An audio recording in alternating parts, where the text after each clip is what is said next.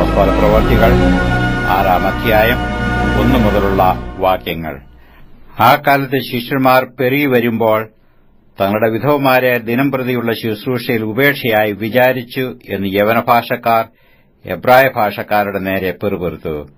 പന്തിരുവർ ശിഷ്യന്മാരുടെ കൂട്ടത്തെ വിളിച്ചുവരുത്തി, ഞങ്ങൾ ദൈവവചനം ഉപേക്ഷിച്ച് മേശകളിൽ ശുശ്രൂഷ ചെയ്യുന്നത് യോഗ്യമല്ല. ആകയാൽ സഹോദരന്മാരെ, ആത്മാവും ജ്ഞാനവും നിറഞ്ഞ നല്ല സാക്ഷ്യമുള്ള 7 പുരുഷന്മാരെ നിങ്ങളിൽ തന്നെ തിരഞ്ഞുകൊള്ളുവീൻ. അവരെ ഈ വേലയ്ക്കാക്കാം.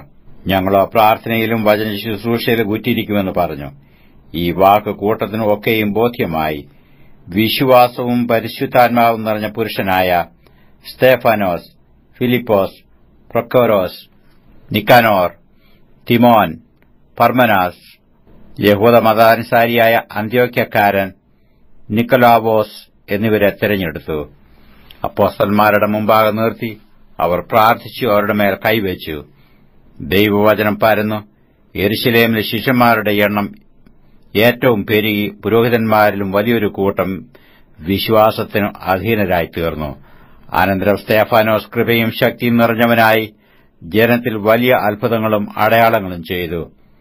ലിബർത്തീനർ എന്നു പേരുള്ള പള്ളിക്കാരിലും കുറേനക്കാരിലും അലക്സാന്ദ്രിയക്കാരിലും കിലിക്കിയ, ആസിയ എന്ന ദേശക്കാരിലും ചിലർ എഴുന്നേറ്റ് സ്തെഫാനോസിനോട് തർക്കിച്ചു.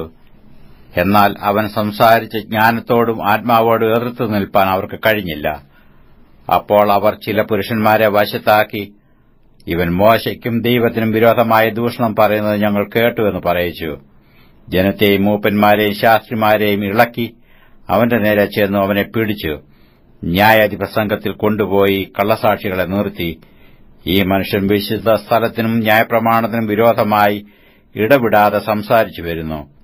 ആ നസ്രായനായ യേശു ഈ സ്ഥലം നശിപ്പിച്ചു മോശെ നമുക്ക് ഏൽപ്പിച്ച മര്യാദകളെയും മാറ്റിക്കളയും എന്നു അവൻ പറയുന്നത് ഞങ്ങൾ കേട്ടു എന്ന് പറയിച്ചു.